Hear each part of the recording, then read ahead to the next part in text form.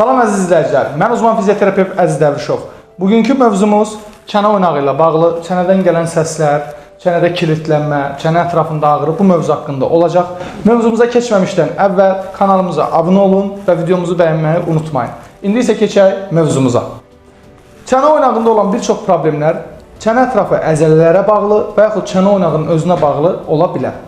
Çox vaxt bizdə kilitlənmə, yəni çənə oynağını, çənəmi aça bilmirəm, yemək yediyim zaman xırtıltı səs gəlir və yaxud bloklanma hiss edirəm deyən pasientlərdə biz çox vaxt çənə oynağında hər hansı bir çıxıqlar, yarım çıxıqlar və yaxud orada çənə oynağında bir artrozla qarşılaşa bilirik. Bu problemlərə səbəb olan uzun müddət sərt qidalardan istifadə etmə ola bilər və yaxud uzun müddət axşamları diş sıxma, diş qıcırdatma problemi olan insanlarda biz bunlarla qarşılaşırıq və yaxud hər hansı bir travmaya bağlı, dişin özündə olan problemlərə də bağlı ola bilir.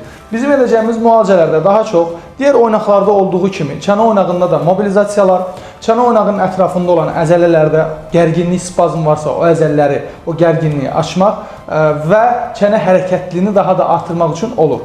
Burada həm fizioterapiyadan, həm manual terapiyadan istifadə edirik.